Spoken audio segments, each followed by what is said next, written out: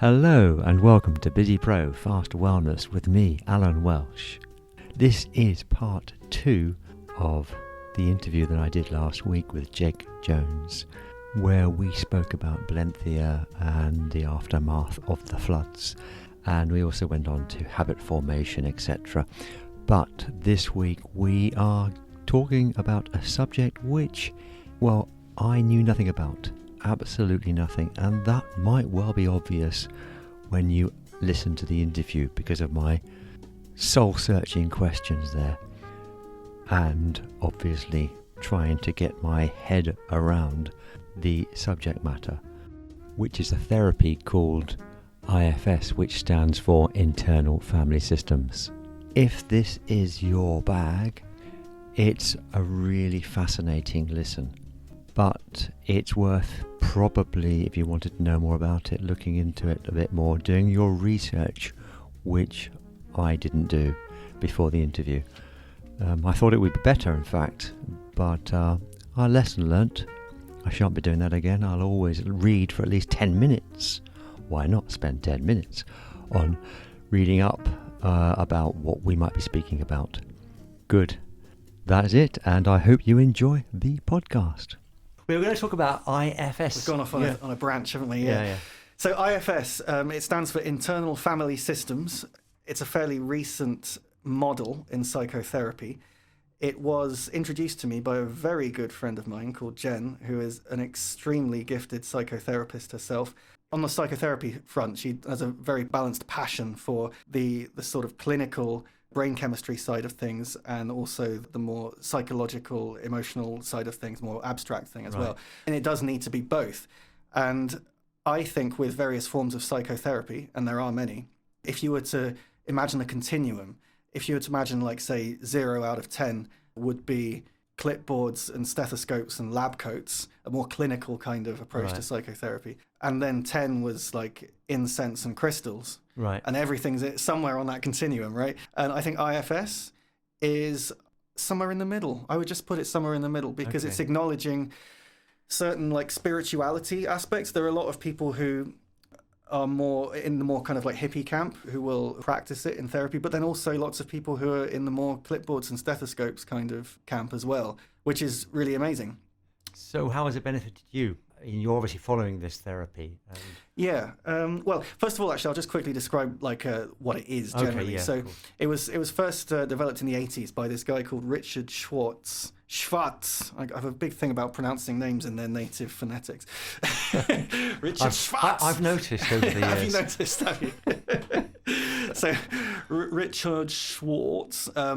It came to him intuitively, which is really beautiful because basically his story goes something like he had a patient, this woman, and she was criticizing herself quite a lot. There was a part of her who was criticizing herself, and so the word part becomes very significant within IFS. It's the idea that you have different parts of your psyche, different independent, discrete personalities, which all have their own traits and their own motivations and purposes. I'm not sure how correct this is. This is my visualization of it. But in a lot of psychotherapeutic disciplines, you have a very hierarchical top-down approach, like a Freudian kind of approach of like the id at the bottom and then the ego and superego and all that kind of jazz. Yeah. But then with IFS, it's more of a sideways, a lateral kind of approach in the way that you have these different parts which exist around the core self energy, the self with a capital S. Yeah. And that's your kind of consciousness in the middle of it all. And this is where it ties into spirituality quite nicely as well, because it's the idea that there is a self energy in the middle of it all. In like Vedic spirituality, for example, there's this idea that there's pure consciousness, and Buddhism as well, all of them really. Even in Judeo-Christian stuff, we talk about the soul and stuff like that. So there's always this idea that there's a nucleus in the middle of it, which the Freudian model, I don't know, again, I'm not an expert, but I don't think it does have that nuclear kind of vibe to it. So with IFS, you can have these different parts which can experience various forms of trauma at various points in your life, and they can then be performing a task to help protect you from that trauma. They can be burdened with it as you get older. And Here we go. So I should have prepared this before I started talking, really. But yeah, so the idea is that you have these traumatized, burdened parts which are being protected in the recesses of your psyche, which aren't being processed. Right. And so the idea isn't necessarily to go in and fix, in inverted commas, or to forcibly unlock anything. It's more about bringing your self-energy and your consciousness, imbuing it into these parts which have been exiled, and therefore reassessing, do they still need to be doing the habits that they've been doing all this time? Do they still need to be performing these tasks with which they've been burdened potentially for decades, for your whole life, kind of thing? And so you end up with a more, I don't like the term orderly, but you end up with a more desirable allocation of these parts and their roles. Is it fair to say that, probably not, but this is just me attempting to encapsulate everything you've just said. We talk a lot about the idea of saboteurs, about this idea that you've got these different parts to your psyche which you can identify and you can be aware that they're there and then somehow deal with those. So if you're aware of all this stuff going on, how are you getting through that? How are you streamlining in order to help you at the other end with the process of you having a more wholesome existence? Yeah, so what's the relation between how does the therapy end up actually having a manifested effect in your life? Yeah, I mean, that's a good question. And the mechanics of that, again, aren't my area of expertise. I kind of sit back and enjoy the ride, being a patient of it. But I think the idea is that as you visualize these different parts, and that's, I say visualize as a figure of speech because it's not necessarily always visual, but I do tend to think quite visually in these terms. You can feel them and you can sense them in other ways as well. But you just make yourself aware of these different parts of the psyche, I should say. And as you do that, you do often feel a physical release, literally a physical release, like of unprocessed, built up tension and trauma, the unprocessed trauma. And the process that you're going through when you're obviously analysing this yourself, is it some sort of visualization and meditation? Is this combination of that? It's meditative, definitely. It is. Okay. And I think words like analysis probably send us slightly down the wrong kind of route, because it's more of just allowing things to be, being and not doing, right? Sort of getting rid of any thoughts in your mind then.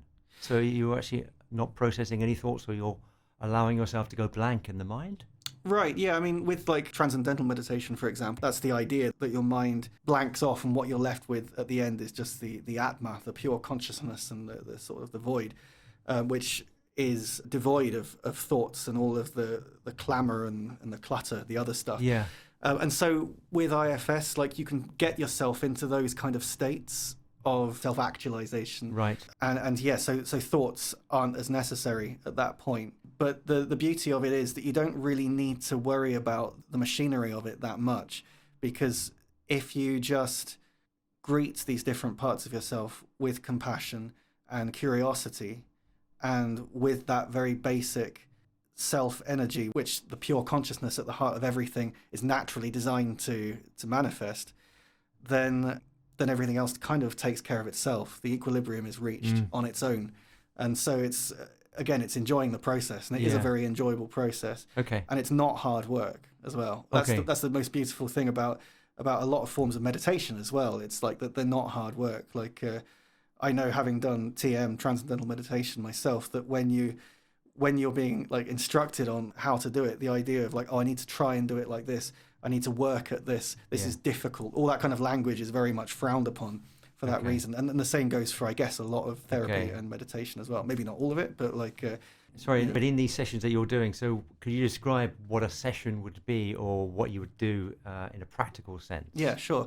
Yeah, so at the start, there's always like the meet and greet where you talk about various things in a more kind of social, conversational way, like things that have been troubling you and stuff. Like, I wouldn't say it's counselling at that point still, because you don't really need to go into. It depends on the individual therapist's approach. Again, I've been doing this for a year, and so I haven't really experienced a wide gamut of how lots of different people might approach this. But yeah, talking about things from a social point, a conversational point of view, and then during that conversation, something will come up that will then segue neatly into the actual therapy itself. And with the therapy, I don't think you necessarily have to close your eyes, but I always like to. You then take some kind of jumping off point. Like you might talk about, oh, I was walking down the street today and I saw my reflection in a shop window and I thought, my God, he's ugly. You might you might just be talking about that in conversation, and then it'll be like, right, okay, so take the part of you which viewed yourself as being ugly, and then close your eyes and just kind of approach it. How does it feel? What is it? What are its motivations? And you kind of go from there. And I'm loath to kind of like elaborate too much on what would happen in that situation, because I'm not a practicing qualified therapist. Okay. But it's that, from my point of view, that's the kind of thing that happens. And then things build from there. And then there are other parts which interact with that part, other parts which have a motivation to help that part persist. Okay. Then you kind of interact with self-compassion is a huge part of it as well. Yeah. In fact, there's a book by Richard Schwartz called No Bad Parts, I think it's called. And that's the idea that you're acknowledging all these different parts of your psyche without shame. Yeah, that's great. That's really good. In fact, it's also that idea of loving yourself, isn't it? That's good. I mean, so this, obviously you'll have your sessions and then you can practice apart and do these things on a day-to-day basis. Yeah, certain elements of them. I don't think it's too recommended to go really deep into it on your own, but you can certainly take away certain things. There are certain almost like aphorisms, but aphorisms of intention that you can take away and just do like on your own. It's not so much like homework though. These kind of things, they happen naturally anyway. I think in the past year, a really good question for me to ask myself is how has it changed my psychological vocabulary, how I sort of think to myself throughout the day. I think it's made me much more forgiving of myself and to ask myself what I need. Yeah. And I think that's a really important thing.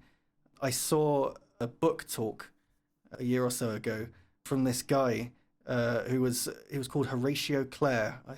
He was a guy who suffered from an extreme schizophrenic episode, and he wrote this book called Heavy Light, all about that, which is a very... I can't really read books because I have no attention span, but I did download it onto my Kindle, and I definitely read a few pages of it. So that's how enthused I was by it. And Good sign. Yeah, exactly. And one day maybe I'll read a few more pages. Mm-hmm. Maybe by the end of my life I might have got through the first chapter. But it's a really amazing book, and I'd recommend it to anyone who can read.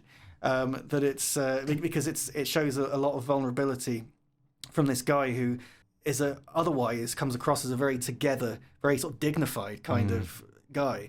But then in the book, he talks about things like how he has these episodes where somehow he ended up completely naked, just wearing Wellington boots on some farm somewhere, being found by the farmer in the middle of the night, and then having to explain himself to the farmer, like, oh, I'm terribly sorry, I'm completely insane, And apparently the farmer was really lovely about it, Then he talks in great detail about how he sunk into this paranoid schizophrenic state, and it's very moving and very sad. Like he's at an airport with his family at one point, and he's looking around and he's seeing all these little gestures and body language from people that's just circumstantial, but he thinks that they're talking to each other about him, right, and stuff, and it's very interesting. Anyway, I've totally digressed here. The point that he was making, he kept saying this phrase like it was an aphorism when he was doing this talk. He kept saying, what do I need to stay afloat? Okay. And I think that's such a beautiful phrase. And I took my phone out and I wrote it down immediately. What do I need to stay afloat? Because it's almost too simple, but it's also a really good question to ask yourself all the time. I think we're so hard on ourselves so often, aren't we? We go through life stressing about this and having these guilt things, feeling shame about certain things. And you need to sometimes take a step back and really reflect and think, let's accept, let's love ourselves, and let's accept the way that we are, and just get on with things. That's good in itself. It's like healthy eating in a way, isn't it? Because you can, it's good to give in to your cravings and look at what your body wants to eat. But then at the same time, you do need to identify which of those cravings might be unhealthy addictions to fat and salt and whatnot as well, right? Yeah. And so I think the same thing happens psychologically, because you need to give your body what it needs. But if you're going through like a hypersomnia stage of just wanting to sleep all day, then you might need to intervene at some points too. And that's the €1 million question, isn't it? Like, where do you intervene? It's amazing, really, that you think about when we're growing up, we're not taught anything about mental health in any shape nor form. Not our generation, but hopefully. Well, I mean, maybe now people are sort of starting to wake up to everything. But I know that it would have been so helpful in the past, for sure, when I was growing up. It would have stopped a few wars, I think, if previous generations had. had been coached on mental health, like in the place of some of the less useful subjects in school. You know, why not teach people how to be happy? Like, why is that so controversial? Well, that could go on to talking about nutrition, etc., but we won't go there for the moment. Yeah, but Jamie Oliver went into schools and stopped them being allowed to have salt on their chips. I know, because I temped in a school on the outskirts of London, and I went into the canteen and I got myself some chips, and I said, "Is there any salt?" And then the woman behind the counter said, "No, blame Jamie Oliver." I was like, right. Well, at the same time, you could have gone in and started inspiring the school to teach like basic mental self-care and well-being, right? Yeah. Actually, I don't think I would. I like a bit of salt. You've got to have a bit of salt in your chips. Of course, yeah. Even if it is an addiction. Don't bring in the salt, please. Yeah, eat all the salt you want and then go out for a really sweaty run and sweat those electrolytes out, and then you earn the salt. Yeah, there you are. It's all compensation for that, isn't it? Yeah, for sure. But, you've given me a lot of food for thought and all of that, for sure. As long as it's not salt, though. As long as it's not addictive, harmful food. It's healthy food. It's tabouleh. Yes, okay, great, good. Anyway, so without further ado, thanks so much, Jake. You haven't stopped at all the whole way through. No. And it's been an absolute pleasure. One take. That's what it takes. All right, thank you. Thank you. And I hope people have enjoyed this podcast. Yes. And until the next time, goodbye. Bye.